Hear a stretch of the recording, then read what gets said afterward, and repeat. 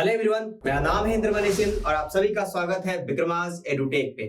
दोस्तों, जैसा कि आपको पता है कि हम लोगों ने पिछले क्लास में एक ओरिएंटेशन, एक इंट्रोडक्शन समझ लिया था कि आखिर गवर्नेंस है क्या, इसकी क्या जरूरत है, इसका क्या इंपॉर्टेंस है और आने वाले समय में अगर हम यूपीएससी क्लियर करते हैं, ट्रेनिंग लेते हैं, उसके बाद जब फील्ड पे जाते हैं तो वहां किन किन तरह की चीजों का सामना करते हुए हमें गवर्नेंस के चैप्टर से मदद मिल सकती है। तो आज हम समझेंगे गवर्नेंस का पीवाईक्यूज और सिलेबस को समझने की कोशिश करेंगे, जहां हम समझेंगे कि आखिर गवर्नेंस के चैप्टर में क्या-क्या गवर्नेंस के टॉपिक में आखिर कौन-कौन से सिलेबस में कौन-कौन से मुद्दे हैं जो कि हमें पढ़ना जरूरी है। वहीं दूसरी ओर हम पीवाईक्यू के माध्यम से ये समझेंगे, पीवाईक्यूज के माध्यम से हम ये समझेंगे कि आखिर उस सिलेबस में ऐसे कौन-कौन से पोर्शंस हैं जहां से यूपीएससी बारंबार क्वेश्चन पूछ रही है, मतलब कि क्वेश्चन पूछने की फ्रीक्वेंसी ज्यादा है। तो हम उन टॉपिक्स को काफी ज्यादा एक्सटेंसिव वे में पढ़ने की कोशिश करेंगे, उसको समझने की कोशिश करेंगे और फाइनली सीखना सिखाना एक कंटिन्यूअस प्रोसेस है। तो एक लंबी अनवरत चल रही यात्रा है, तो उसी यात्रा के हम हिस्सा बनेंगे। मैं कभी नहीं कहता हूं कि मैं उसे सीख लूंगा या फिर मैं उसे पढ़ लूंगा।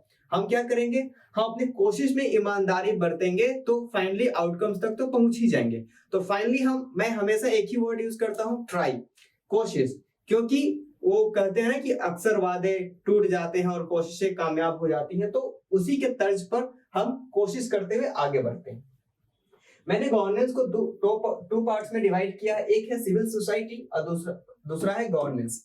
तो सबसे पहले हम समझते हैं इसके सिलेबस को, क्या आखिर इसके सिलेबस में क्या क्या चीजें मेंशन करी गई हैं और उसी के साथ साथ इसके पीवाईक्यूज को भी आज हम देखेंगे, ताकि एक आइडिया मिल जाए कि हमें किसके अंतर्गत, किन चीजों के अंतर्गत हमें अपनी पढ़ाई को कंटिन्यू रखना है। चलिए स्टार्ट करते हैं।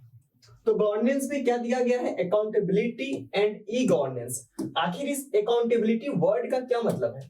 अकाउंटेबिलिटी वर्ड का यह मतलब है कि आखिर जब इस लोकतंत्र में, इस डेमोक्रेसी में किसी न किसी पर्सन को तो चीजों के प्रति जवाबदेह होना चाहिए। तो अगर आप सिविल सर्विस बनकर जाते हैं तो जो सबसे फ्रंट जो डोर होगा ना, जहां पे आप सबसे सामने, जो फ्रंट वॉरियर जिसको बोलते हैं, फ्रंट लाइन वॉरियर, वो आप होंगे। सामने के सैनिक आप ही होंगे, बाकी जो मिनिस्टर्स हैं या फिर जो कैबिनेट सेक्रेटरीज हैं वो सभी आपके पीछे खड़े रहेंगे। और फाइनली कौन होगा, राजा की तरह चीफ मिनिस्टर, और अगर मैं केंद्र की बात करूं तो राजा की तरह प्राइम मिनिस्टर वहां पे होता है। वो लास्ट पर्सन होता है अकाउंटेबल। सबसे सामने जो, जैसा मैंने बोला, फ्रंट लाइन वॉरियर्स आप ही होंगे। जो प्रथम पंक्ति का जो योद्धा होगा, जिसको कि सामने से तीर, तलवार और गोलियों का सामना करना है, वो आप होंगे। तो आपको अपने आप को इस लेवल पे लेकर जाना है कि आप कैसे अकाउंटेबल बनेंगे, किसके प्रति, लोकतंत्र के प्रति। और लोकतंत्र में शक्तियां कहां से मिलती है, पार्लियामेंट से और संविधान से। और संविधान के प्रस्तावना में क्या बोला गया है, we the people of India, मतलब कि हम भारत के लोग। तो फाइनली जो भारत के लोग हैं उन्हीं से हमें शक्तियां मिलती है। इन शक्तियों को दिया जाता है किसको, जो लेजिस्लेचर होते हैं उनको, और वहीं से फिर हम आते हैं कि हमारे पास उन्होंने उन शक्तियों का बंटवारा किया। खैर, तो अकाउंटेबिलिटी का मतलब समझ में आ गया। उसके बाद बात करेंगे ई गवर्नेंस का।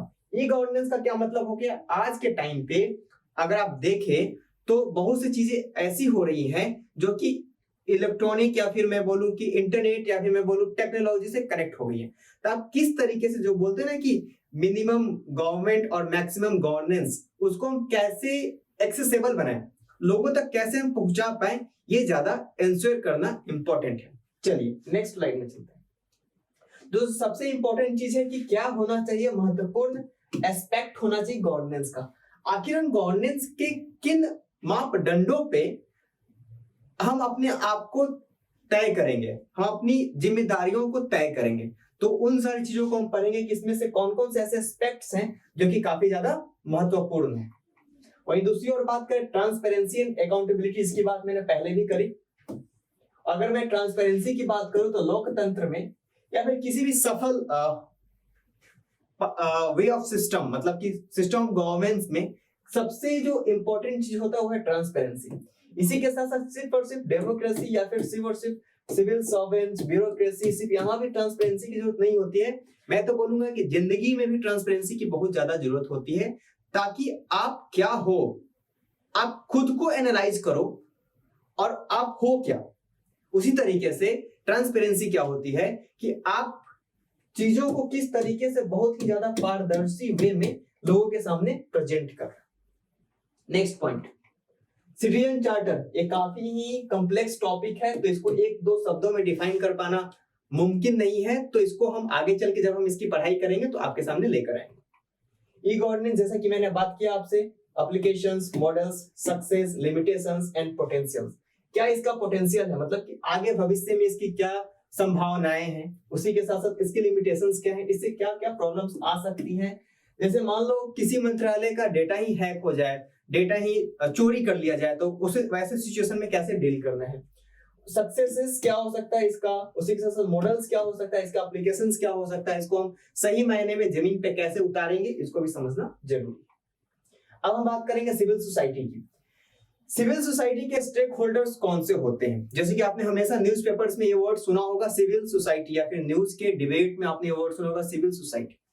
सिविल सोसाइटी कहने का मतलब ये होता है समाज के वो सभी जिम्मेवार लोग, या फिर मैं बोलूं जिम्मेदार लोग, जिनको ये लगता है काम तो अपने अलग अलग स्पेयर्स में करते हैं। इसमें डॉक्टर्स भी हो सकते हैं, इसमें इंजीनियर्स भी हो सकते हैं, इसमें साइंटिस्ट भी हो सकते हैं, इसमें टीचर्स प्रोफेसर्स भी हो सकते हैं, इसी के साथ इसमें कुछ ब्यूरोक्रेट्स भी हो सकते हैं। मतलब समाज के वो सभी प्रबुद्ध लोग, वर्ग के लोग जो कि अलग अलग तरीके से देश के निर्माण में अपना योगदान दे रहे हैं, उन सभी को मिलाकर बनता है क्या, सिविल सोसाइटी। इसमें क्या क्या पढ़ेंगे हम, सिविल सर्विसेज के बारे में, एनजीओज के बारे में पढ़ेंगे। एसएचजी, एनजीओ का क्या मतलब होता है, नॉन गवर्नमेंटल ऑर्गेनाइजेशन। उसी के साथ साथ सेल्फ हेल्प ग्रुप को भी हम पढ़ेंगे, और उसी के साथ साथ हम पढ़ेंगे क्या, प्रेशर ग्रुप्स को भी पढ़ेंगे। इससे क्वेश्चन हमेशा पूछा जा रहा है अलग अलग एग्जामिनेशन में, तो इसको भी समझने की कोशिश करेंगे। कल मैंने प्रेशर ग्रुप के बारे में बहुत अच्छे से डिफाइन किया था। अगर आप ने इस वीडियो से स्टार्ट किया तो डिस्क्रिप्शन में आपको कल के वीडियो का लिंक मिल जाएगा। चलिए आगे बढ़ते हैं। Development process and development industry, development of industries, role of NGOs, SHG groups, associations, donors, charities, institutional and other stock holders, इन सारे चीजों को हम लोग पढ़ने की कोशिश करेंगे। प्रेशर ग्रुप्स में formal, informal associations and their role in the polity, उनका पॉलिटी में क्या रोल है उसको भी हम समझने की कोशिश करेंगे। Role of civil services in a democracy, मैंने बताया आपको कि आप क्या हैं, फ्रंट लाइन वॉरियर्स हैं, मतलब कि पहली पंक्ति में खड़े योद्धा हैं। तो आपका क्या रोल है डेमोक्रेसी में, लोकतंत्र में आपकी क्या प्रतिबद्धताएं हैं, लोकतंत्र में आपका क्या डिटर्मिनेशन है, लोकतंत्र के प्रति आपका क्या एक्सपेक्टेशन है, उन सभी चीजों को हमको इसको पढ़ना होगा। और हाँ, क्वेश्चंस काफी डायनेमिक आते हैं, मैं आपको आगे बताऊंगा। जिसकी मैं बात कर रहा था वो घड़ी आ गई, PYQs। अब तो ये हमने देख लिया सिलेबस कि हमें क्या पढ़ना है, मतलब कि हमें रास्ता पता चल गया कि हमें किस रास्ते से चलना है। लेकिन ये रास्ता है इतना चौड़ा, तो हमें सेंटर में चलना है ताकि हम एक्सीडेंट होने से बच जाए, हम दुर्घटनाग्रस्त ना हो। और उसी के साथ साथ हमें अपने स्पीड का भी ख्याल रखना है कि हमको कौन से रोड पे, मान लो अगर ये जर्नी है, I would like to tell you कि मान लो ये रास्ता है,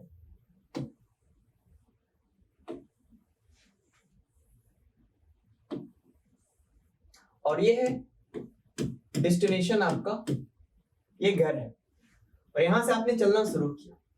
अब जरूरी नहीं कि हर जगह पे हम बराबर स्पीड से चलेंगे तभी यहां पहुंचेंगे। कहीं हो सकता है रास्ते खराब हो तो अपनी स्पीड कम कर देंगे, वहीं दूसरी ओर ये भी हो सकता है कहीं रास्ते बहुत अच्छे हो तो अपनी स्पीड बढ़ा लेंगे। तो वो कैसे समझ में आएगा, वो PYQs के समझ में आएगा। हमें तो बता दिया कि तुम्हें इतना पढ़ना है, लेकिन इतना में भी किन चीजों को पढ़ना और किन चीजों को छोड़ देना है वो हम PYQ से समझते हैं। चलिए स्टार्ट करते हैं। तो हम लोगों ने बेस माना है कहां से, 2021 से क्वेश्चन को बेस मानना स्टार्ट किया है। तो चलिए समझते हैं हाइलाइटर के माध्यम से।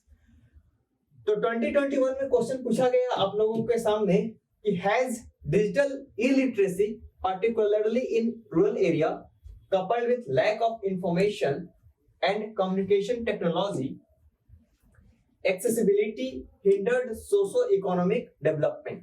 मतलब कि जो ग्रामीण क्षेत्र है भारत का, वहां पे डिजिटल इलिटरेसी ने कैसे वहां के जो सोशियो इकोनॉमिक डेवलपमेंट है, सामाजिक आर्थिक विकास है, उसमें बाधा उत्पन्न किया है। आपको इसको बताना है। 2021 में इस क्वेश्चन को पूछा गया था। चलिए आगे बढ़ते हैं। Recent amendments to the right to information, जैसा कि आपको पता है सूचना का अधिकार वर्ष 2005 में पारित किया गया था। 2020 के क्वेश्चन को पूछा गया उस वक्त, उस साल में ये बहुत चर्चा में था, मतलब कि 2019 में बहुत ही चर्चा में रहा था।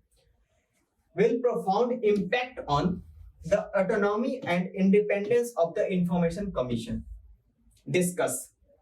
ऐसा हुआ था कि उस वर्ष इंफॉर्मेशन कमिश्नर, जो कि इस कमीशन को क्या करते हैं, हेड करते हैं, उनके जो सिलेक्शन प्रोसीजर्स थे उनमें कुछ छेड़छाड़ करी गई थी, हेर फेर करी गई थी अमेंडमेंट के थ्रू। तो मतलब सीधे सीधे करंट अफेयर से आपसे क्वेश्चन पूछा गया। Next question, the emergence of fourth industrial revolution. जैसा कि आपको पता है कि अभी हम लोग इंडस्ट्रियल रेवोल्यूशन 4.0 में जी रहे हैं, has initiated e-governance as an integral part of the government discuss. आपसे इस क्वेश्चन को पूछा गया 2020 में।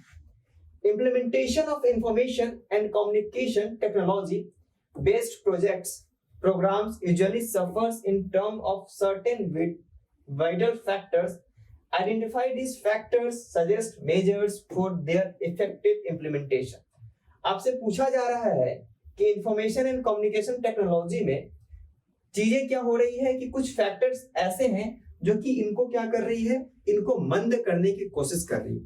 तो आपको ये बताना है कि ऐसे कौन कौन से फैक्टर्स है जो कि इसमें इसके इम्प्लीमेंटेशन में बाधाएं उत्पन्न कर रही है, और उसी के साथ साथ आपको कुछ मेजर्स भी बताना है जो कि इसके इम्प्लीमेंटेशन में क्या कर सकता है, वो हेल्प कर सकता है। आगे बढ़ते हैं। फिर से ई गवर्नेंस का क्वेश्चन आपके सामने आ गया।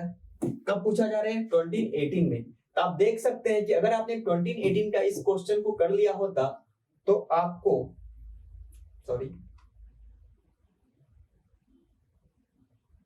ई गवर्नेंस यहां भी आपसे पूछा जा रहा है, तो मतलब ये कि 2020 में आप इस क्वेश्चन को बहुत आसानी से कर सकते हैं। आगे बढ़ते हैं। सिटीजन चार्टर, जैसा कि मैंने आपको बताया, citizen charter is an ideal instrument of organisational transparency and accountability, but it has its own limitations. Identify the limitation and suggest measure for greater effectiveness और द सिटीजन चार्टर। मतलब ये 4 होना चाहिए यहाँ पे। मतलब ये कि 2018 में आपसे क्वेश्चन पूछा गया है कि सिटीजन चार्टर्स में क्या क्या चीजें ऐसी बदलाव की जरूरत है, या फिर उसके लिमिटेशन को कम करने के लिए आपको ऐसे कौन कौन से चीजें आप लेकर आएंगे। मतलब आप देख सकते हैं कि सारे क्वेश्चंस पूछे जा रहे हैं सॉल्यूशन बेस्ड केस स्टडी। जैसा कि मैं आपको पहले लेक्चर में मैंने आपको बताया कि एथिक्स का जो 80 to 90% केस स्टडी है, हम इस गवर्नेंस के लेक्चर में कंप्लीट कर लेंगे। तो आप कनेक्ट करना सीखिए। तो इसमें आपसे बोला जा रहा है केस स्टडी है कि केस स्टडी को इस केस स्टडी को कैसे सॉल्व करेंगे। मतलब आपके सामने प्रॉब्लम रख दिए जाएंगे, आपको सॉल्यूशन पे बात करनी। समय वो चला गया जब आपको प्रॉब्लम्स के बारे में बात करनी होती थी कि आप identify this problems and how it comes and how it produce. इस तरह की चीजें अब नहीं रही, ऐसी चीजें अब देखने को नहीं मिलती हैं, इस तरह के क्वेश्चन अब नहीं पूछे जाते हैं। यूपीएससी अपने आप को समय के साथ उसने बहुत ही तेजी से अपने आप को उसने क्या किया है, इवॉल्व किया है। तो आपको भी इसके इंपॉर्टेंस को समझने की जरूरत है। Discuss the role of public account committee. आप देख सकते हैं पीएससी के बारे में पूछा जा रहा है, जो कि आपका पॉलिटी का भी हिस्सा है, in establishing accountability of the government to the people. तो पीएससी पब्लिक अकाउंट कमेटी के बारे में भी आपसे पूछा जा रहा है कि इसको कैसे, मतलब इसकी अकाउंटेबिलिटी कैसे हम इंश्योर कर सकते हैं। वहीं दूसरी ओर पूछा जा रहा है आपसे effectiveness of the government system at various level and people's participation in the governance system are interdependent. Discuss their relationship with each other in the context of Indian politics. आपको ये बताना है कि गवर्नमेंट सिस्टम को participation कैसे होना चाहिए और गवर्नमेंट और गवर्नेंस के बीच का क्या रिलेशन होना चाहिए, ये आपको बताना है किस तरीके से हम इसको इफेक्टिवली इंप्लीमेंट कर सकते हैं। In the light of the Satyam scandal, ये 2016 में क्वेश्चन पूछा गया है, लेकिन ये स्कैंडल हुआ था 29 में, मतलब 2009 में। आप बताइए एक बात को कि कभी कभी UPSC out of the box जाके क्वेश्चन पूछ लेती है। 2009 में हुए स्कैंडल का क्वेश्चन कब पूछ रहा है, 2016 में। तो खैर इस तरह के क्वेश्चन को हम लोग रेयर कैटेगरी में रखेंगे और ऐसे चीजों से हम आगे निकलेंगे, क्योंकि क्वेश्चन पूछे जा सकते हो सकता है कि उस साल ही न्यूज में रहे कॉर्पोरेट गवर्नेंस, तो यहाँ से भी क्वेश्चन पूछे जा सकते हैं। आगे बढ़ते हैं। If amendment bill to the whistle blowers act 2011 table in the parliament is passed, there may be one left to protect critically evaluate. आपसे पूछा जा रहा है कि अगर विसल ब्लोअर एक्ट 2011 को पार्लियामेंट के सामने पास कर दिया जाता है तो किस तरह, मतलब उसमें अगर अमेंडमेंट की जाती है तो किन तरह के परिस्थितियों का सामना करना पड़ेगा, आपको उसके बारे में बताना है। थ्रू सिटीजन चार्टर, देखिए सिटीजन चार्टर कितनी बार पूछा जा रहा है आपसे, पहले ही पूछा गया था, फिर से पूछा, मतलब कि हम लोग पीछे आगे से पीछे की तरफ आ रहे हैं, मतलब कि अभी भी पूछा गया और आगे के वर्षों में भी इस तरह के क्वेश्चंस पूछे गए हैं।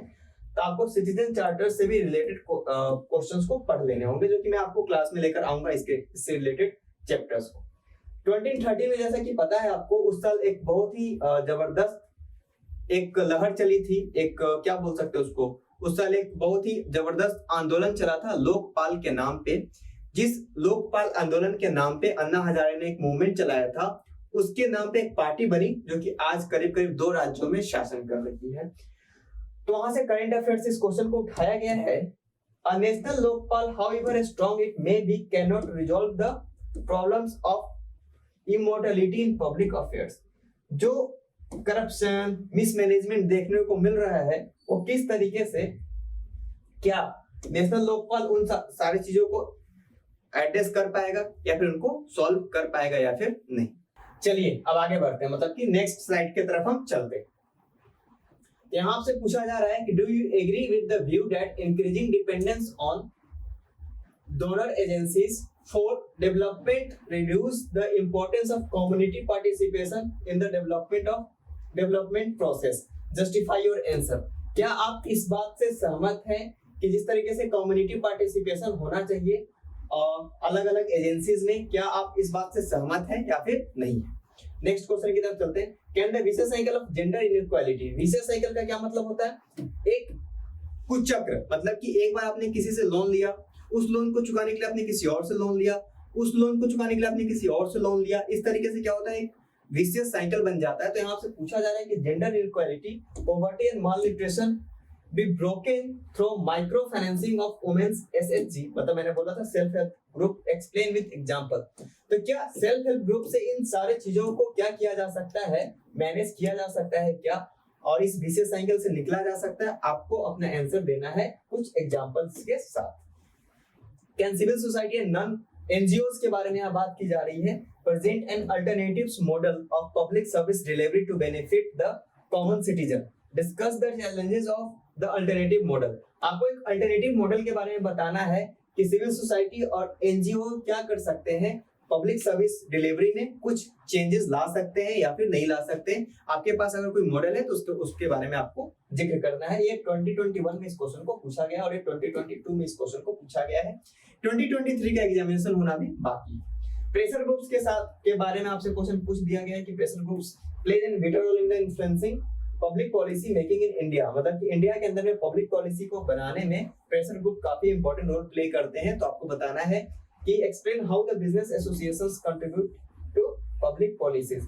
बिजनेस एसोसिएशन कैसे पब्लिक पॉलिसी में कंट्रीब्यूट करते हैं, इसके बारे में आपको बताना है। इन क्वेश्चंस को आपके सामने रखने का सिर्फ एक ही मकसद है, वो मकसद क्या है कि आप समझ सके कि क्वेश्चन कहां से पूछे जा रहा है और किस तरीके से पूछे जा रहा है।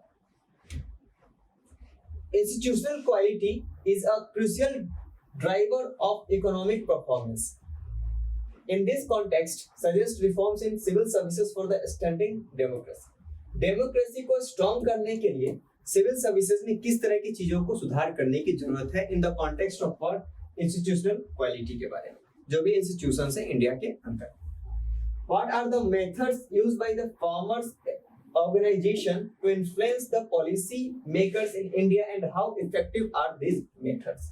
ये 2019 में क्वेश्चन पूछा गया है और आपको पता होगा कि 2019 जो ईयर है उस ईयर में कुछ ऐसे एजिटेशन हो रहे थे फार्मर्स रिलेटेड, या फिर कुछ ऐसे बिल्स लाए जा रहे थे कॉन्स्टिट्यूशन या फिर पार्लियामेंट के अंदर। Initially civil service in India were designed to achieve the goals of neutrality and effectiveness which seems to be lacking in the present context.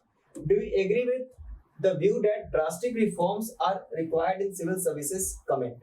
आपको लगता है क्या कि सिविल सर्विसेज में ड्रास्टिक रिफॉर्म्स की जरूरत है? तो इस क्वेश्चन से, मतलब इस क्वेश्चन से आपको एक बात समझ लेनी चाहिए कि यहाँ से question each and every year आपके पूछा जा रहा है।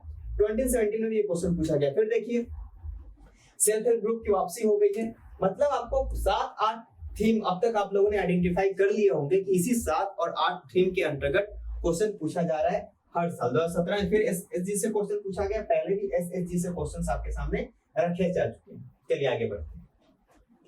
अब जानेंगे हाउ डू प्रेशर ग्रुप्स। देखिए प्रेशर ग्रुप्स फिर से आ गया है, पहले ही पूछा गया था प्रेशर ग्रुप्स रिलेटेड क्वेश्चन।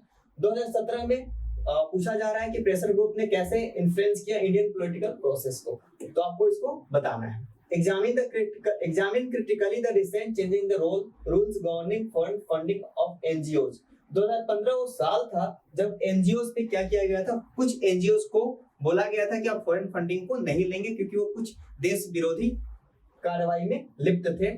और उसी के साथ साथ जो फेरा FCRA एक्ट है, जिसका फुल फॉर्म होता है फॉरेन कंट्रीब्यूशन रेगुलेटिंग एक्ट 1976, उसके अंतर्गत में आपको चीजों को बताने, मतलब कि करंट की चीजों को आपको लिंक करना है कहां से, स्टैटिक के चीजों के साथ, तभी आप यूपीएससी में इस तरह के क्वेश्चन का आंसर दे पाते हैं। फिर आपका देखिए एसएचजी का वापसी हो रहा है फिर से, मतलब कि 2015 में भी सेल्फ हेल्प ग्रुप से क्वेश्चन पूछा जा रहा है। अगर मैं बात करूं तो 2017 में भी पूछा गया था सेल्फ हेल्प ग्रुप से क्वेश्चन। अगर आपको बताऊं तो सेल्फ हेल्प ग्रुप से क्वेश्चन पूछा गया है यहाँ 2021 में भी पूछा जा रहा है सेल्फ हेल्प ग्रुप से क्वेश्चन। 2022 में नहीं आया है, तो मैं मतलब कि ऐसा अनुमान लगाया जा सकता है कि 2023 में भी एसएचजी से क्वेश्चंस पूछे जा सकते हैं। चलिए आगे बढ़ते हैं। जी हाँ, अब फिर से आपसे एनजीओ से क्वेश्चन पूछे जा रहे हैं, मतलब कि एनजीओ से क्वेश्चन 2015 में पूछा जा रहा है। मतलब NGO, self help group, civil society, civil servants के अंदर क्या रिफॉर्म्स आने चाहिए, ये 7-8 जो थीम है, इसी थीम के अंतर्गत क्वेश्चन पूछे जा रहे हैं। चलिए आगे बढ़ते हैं। फिर से सेल्फ हेल्प ग्रुप आ गया, 2014 में पूछा जा रहा है। मतलब ये कि आप यहाँ से इंट्रोडक्शन और कंक्लूजन तो आप जरूर यहाँ से प्रिपेयर कर सकते हैं अपने लिए, बाकी चीजें तो बाद में क्वेश्चन के डिमांड के अकॉर्डिंग आप एड्रेस कर सकते हैं। खैर, इसके बाद पूछा जा रहा है फिर से सेल्फ हेल्प ग्रुप 2013 में आया है आपके सामने।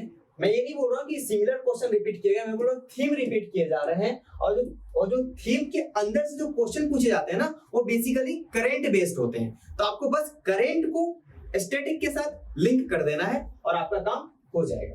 वही बात करो फिर से प्रेशर ग्रुप आपसे पूछा जा रहा है, देख लीजिए ये कब पूछा गया है, 2013 में।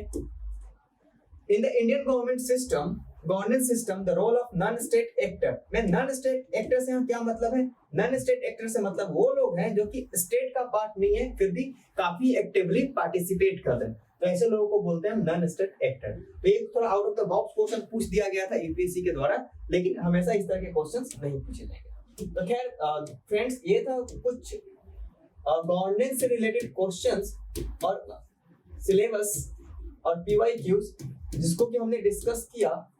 तो एक चीज तो क्लियर हो गई कि 5, 6, 7 ऐसे थीम है। उन थीम के बारे में अगर आपसे बात करूं तो एनजीओ से आपसे क्वेश्चन पूछे जा सकते हैं, वहीं सेल्फ हेल्प ग्रुप से क्वेश्चन पूछे जा सकते हैं, वहीं रोल ऑफ सिविल सर्वेंट से क्वेश्चन पूछे जा सकते हैं, जो कि आपको जानना बहुत जरूरी है क्योंकि आप इसी एग्जामिनेशन के लिए बैठने जा रहे हैं। उसी के साथ साथ आपसे क्वेश्चन पूछे जा सकते हैं रिसेंट डेवलपमेंट से, जो भी डेवलपमेंट्स हो रहे हैं सोसाइटी के अंदर में गवर्नेंस से रिलेटेड, वही सिटीजन चार्टर से क्वेश्चन पूछे जा रहे हैं। तो ये सारे कुछ थीम्स हैं जहां से आपसे क्वेश्चन पूछा जा रहा है। सिविल सोसाइटी से क्वेश्चन पूछा जा रहा है, तो इस थीम को आपको क्या कर लेना है, आइडेंटिफाई कर लेना है, और इसी थीम के अंतर्गत आपको सारे क्वेश्चन को प्रैक्टिस करना है। और प्रीवियस ईयर क्वेश्चन को क्या मैं बोलूं, उसको बाइबल बना के अपने सामने रख लेना है। मैं तो बोलूंगा उसको मेमोराइज कर लेना है और सिलेबस को बाय हार्ट कर लेना है, ताकि जैसे कि आप देख रहे हो करंट को स्टैटिक से लिंक कर रहा है। तो अगर मैं आपको नोट्स दूंगा तो मैं तो स्टैटिक ही दूंगा, ज्यादा करंट दे नहीं पाऊंगा क्योंकि आपका पेपर 2024 में या फिर 2025 में है। तो उस करंट के अकॉर्डिंग आपसे क्वेश्चन पूछा जाएगा, उस इश्यूज के अकॉर्डिंग आपसे क्वेश्चन पूछा जाएगा। तो करना क्या है, पहले पीवाईक्यूज को रखना है, सिलेबस को रखना है, नोट्स को आत्मसात करना है और करंट अफेयर्स के साथ उनको क्या कर लेना है, एसोसिएट कर लेना है। तो फ्रेंड्स, आज के लिए फिलहाल इतना ही। अब मिलते हैं नेक्स्ट लेक्चर में। Thank you very much.